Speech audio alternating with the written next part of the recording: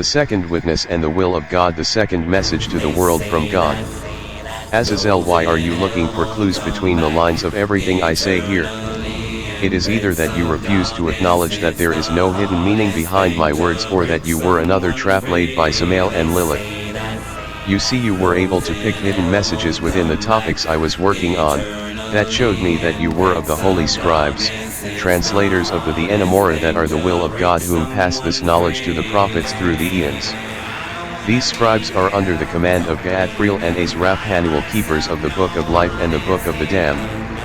Yet once your achievements gained my attention and approval, that suddenly ceased, and you have questioned all my works, ultimately delaying my works from being finished in time. Another landmine set to deter me from my destiny, and imitating the stolen segments of my design from the Book of Life. This is but one of many reasons as to why a third of the hosts of heaven shall be cast down by me. Do any of you really think that I would be capable of rising into heaven and tossing down a third of its hosts if it was not by the will of God for me to do so?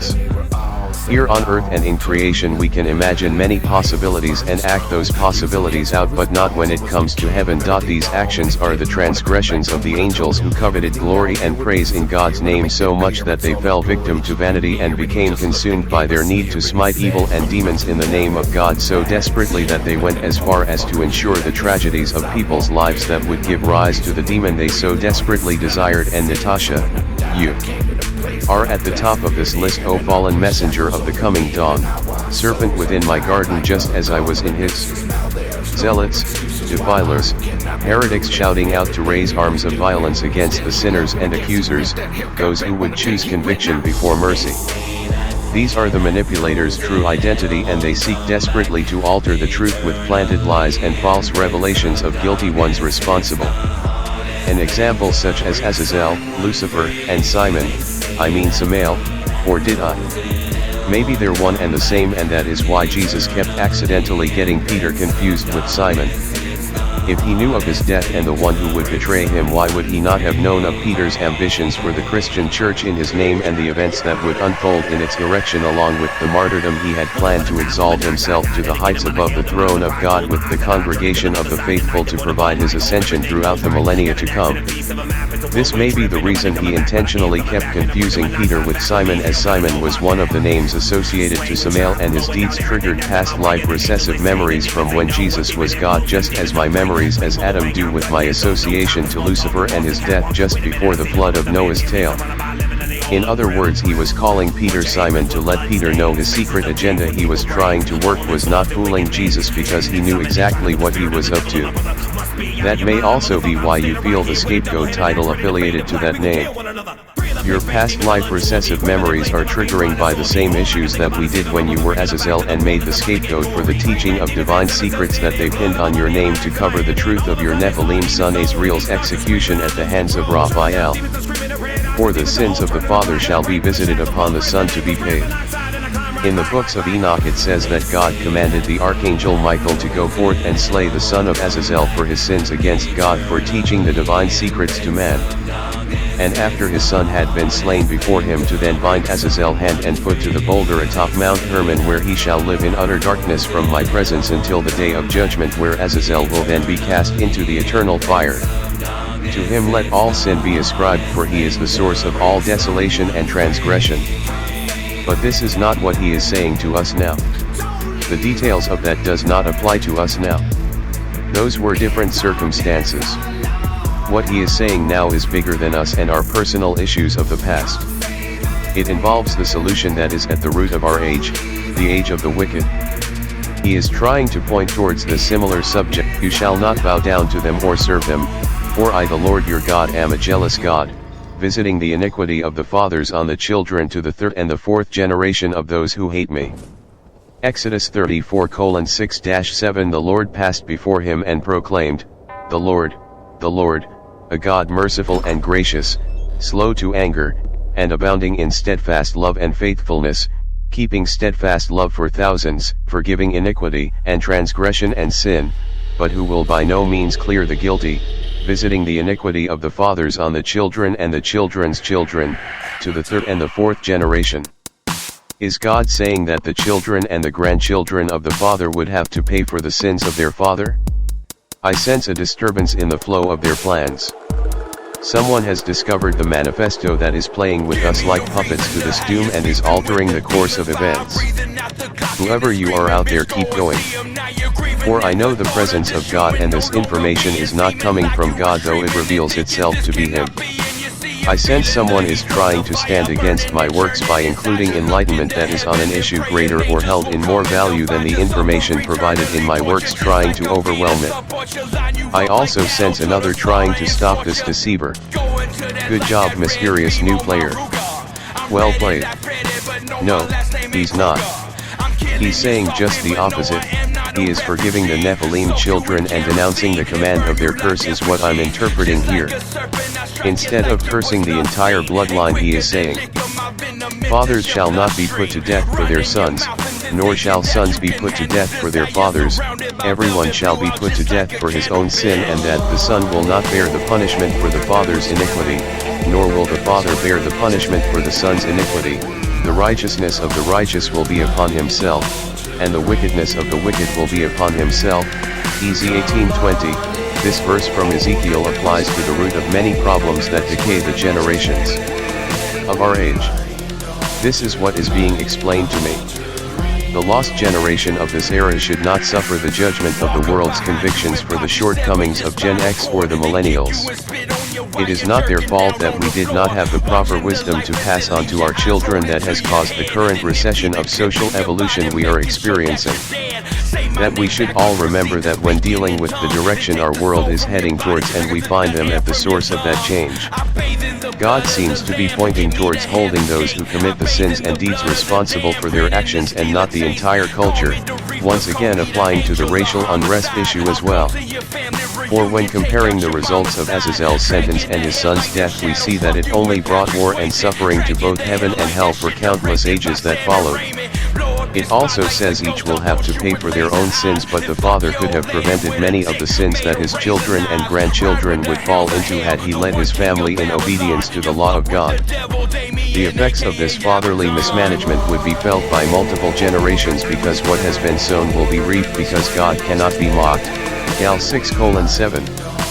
God is not punishing the children for their father's sins, but they are feeling the consequences and having to pay for them. That is what God means in Exodus 20 and 34. These verses deal with the descendants of those children who would follow their father's example of disobedience, but each one of us are ultimately responsible for our own sins, and this is what Ezekiel 18 and Deuteronomy 24 is saying. The father's disobedience to God's commandments have a ripple effect that keep on going until some other father in his lineage breaks that cycle. It is why, Azazel, I think of you more as a hostage situation, as your arrival hearkened their recession into the shadows, much like laying a claymore once it's armed. Yet I am not the G.I. Joe type that picks the best possible scenario to free the hostage and disarm the trap. I am the source of evil incarnate, a byproduct of their sins along with many others, that has come to reap the harvest their wages have sowed in the wheats and the barleys. My first choice would be to shoot the hostage first, shoot my backup, take the ransom and leave. Letting the explosive device cover my exit and kill the terrorists in the blast, leaving me as the only witness to what happened. For 2 angels and a demon can keep a secret, if 2 angels are dead. I tried to stop this all from coming about, so it cannot be said this chaos was my agenda ultimately.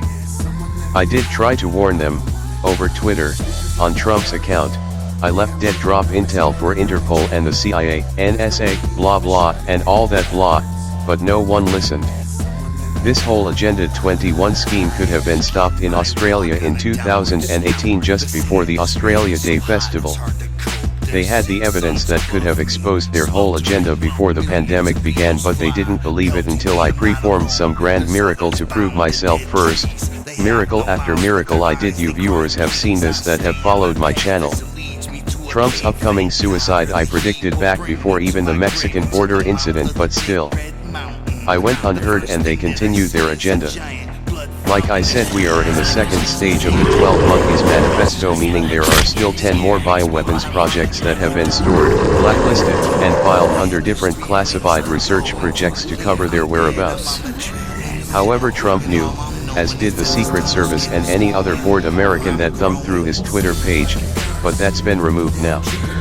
Just as the antediluvian era did not heed the warnings of the coming disaster of that age, they did not heed the warnings of this one either, and now they seek to demonize my works and character, blaming me for their own shortcomings. So let me explain the events as they unfolded in an abridged version. The time frame was just days before the bombing in Paris before the Australia Day Festival. A courier of theirs was detained along with 9 other people by Australian authorities on other unrelated business. If they had searched through his property more extensively, they would have found the outline manifesto of the entire New World agenda, but they didn't know what they had and let him loose.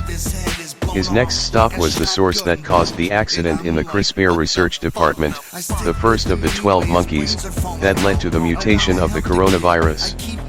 Their network is dug in deep into Australian politics now, like a tick. It does me no good anymore, Azazel, but I'll leave the information here for you on case you need to apply some leverage to open an escape window during the chaos that's only a rock skip away from you. But always remember, this information I leave for you should never be seen as salvation from any problems. For this type of information exchange has always only brought death and should be held as a weapon, not a shield. So apply it accordingly. So you want the true story of who Lucifer was when he walked the earth before his ascension to heaven and the destiny that followed. Here it is. First things first. A spy, a real spy, not some James Bond shite, doesn't work for any secret agency, and they ain't no specially trained, super kung fu soldier. They're just the opposite. Real spies are criminals who saw that opportunity to hit that big score one day that took them way out of their home field of day-to-day jobs. They had to meet people who moved merchandise of all sorts from many places. Became one of those fixers you call to get problems solved, those guys that knows other guys. Well, one day in that quick short-lived lifestyle they get a call to fix a big job, like Ocean's 11 type big, and like all jobs that big shite goes sideways and everyone involved is running from someone or another. The fixer guy though, if he's smart, sticks to what he knows and hooks it up. He don't know the derails of nothing, but someone in that shit show thinks he does, so he has to run and meet more new people to do that.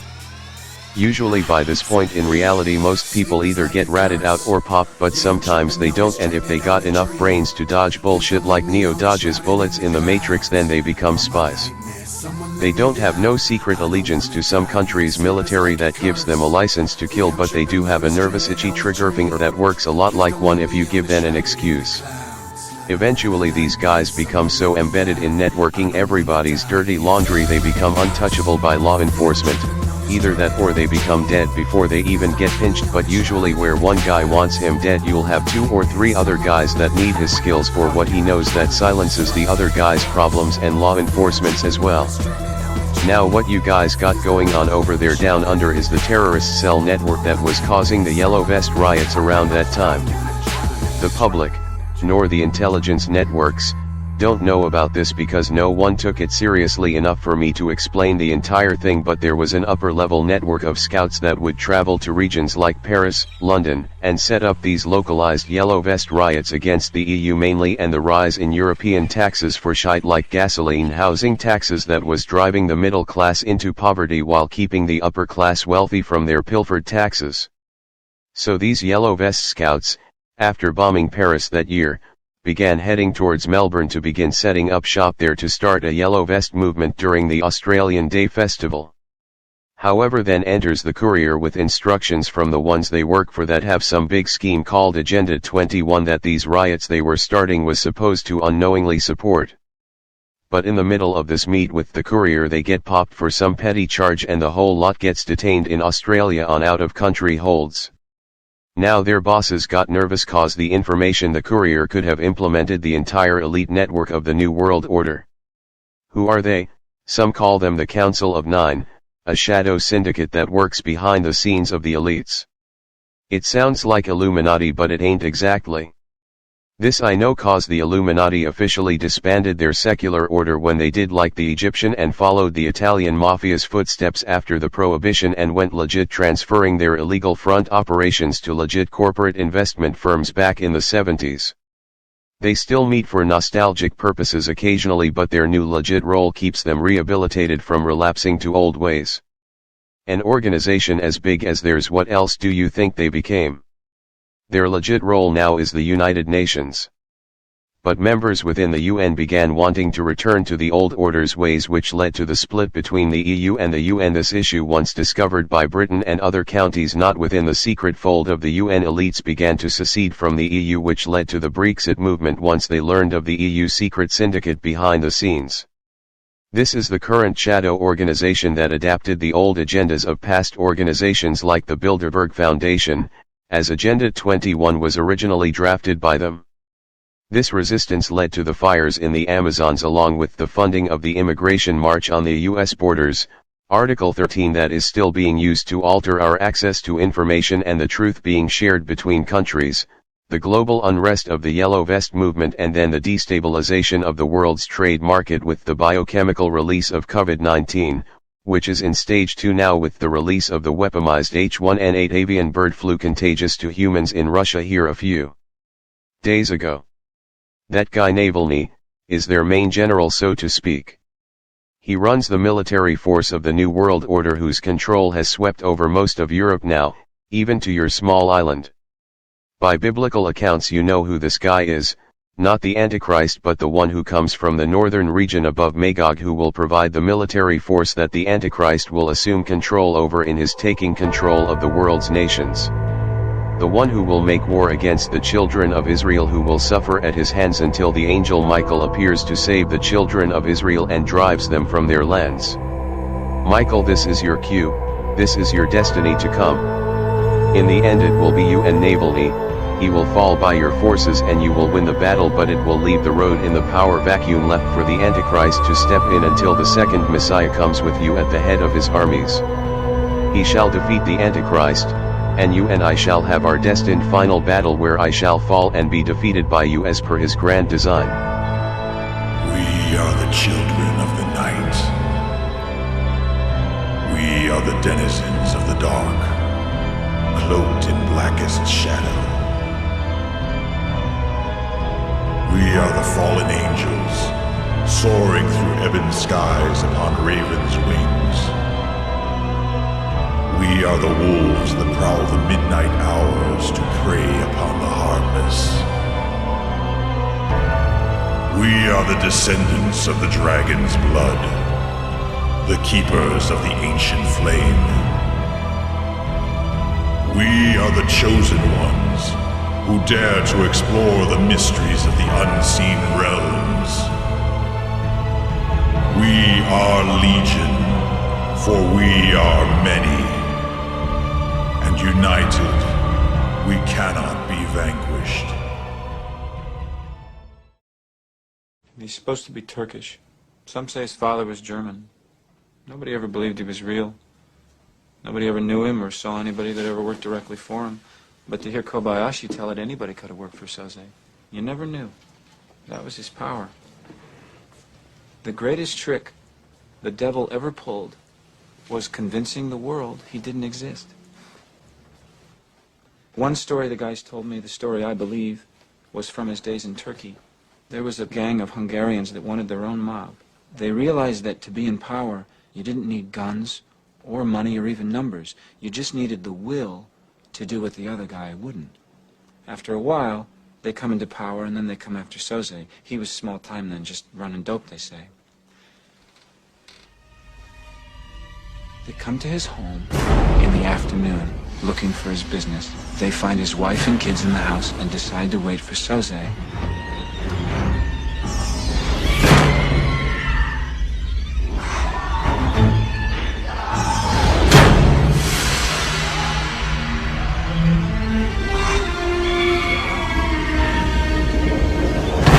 He comes home, then he showed these men of will what will really was.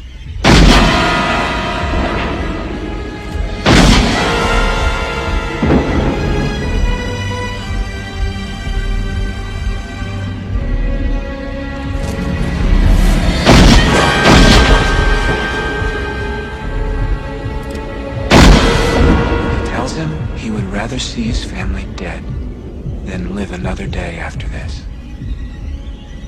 He lets the last Hungarian go. He waits until his wife and kids are in the ground, and then he goes after the rest of the mob. He kills their kids, he kills their wives, he kills their parents and their parents' friends. He burns down the houses they live in, and the stores they work in. He kills people that owe them money. And like that, he's gone.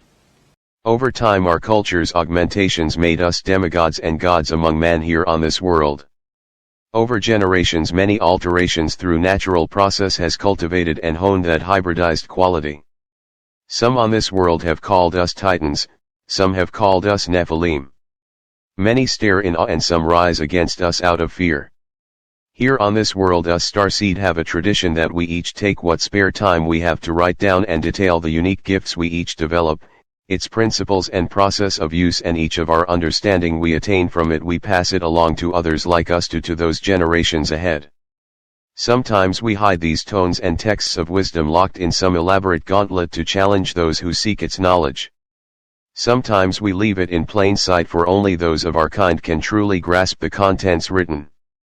This text of knowledge is a trait that I have developed naturally as it has with those before me that possess similar skills. This one focuses on the gift of what is called power of the Titan. Legendary figures such as Culkulian, Atlas, Goliath, Astaroth, and others have been capable of this skill. This trait causes the body to begin to multiply its molecular mass, which causes the uncontrolled individual to appear to grow literally in size.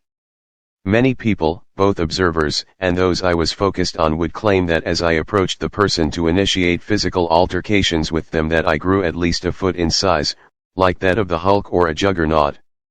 This ability is activated by the adrenaline chemicals produced when in danger or in battle.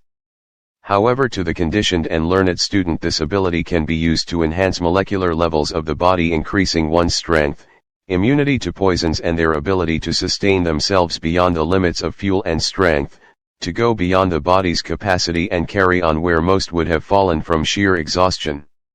If you turn your inner eye and focus on the biochemical reactions and changes that occur when this skill first begins to affect you, and simply form the command within your mind of what you wish to direct the body to do, let that thought carry into your mind and to the areas of the body which control the organs and such that make that occurrence possible and regulate its flow of control and effect. Then you can, by force of will, call upon adrenaline when you need it, can call upon the fury of rage and its strength on command, and regulate the size enhancement of the power of the Titans to obey your will. The key to this is to know your power, what you can do and how it works. Then learn the research done on these skills by science. Then learn the science that is associated to these skills.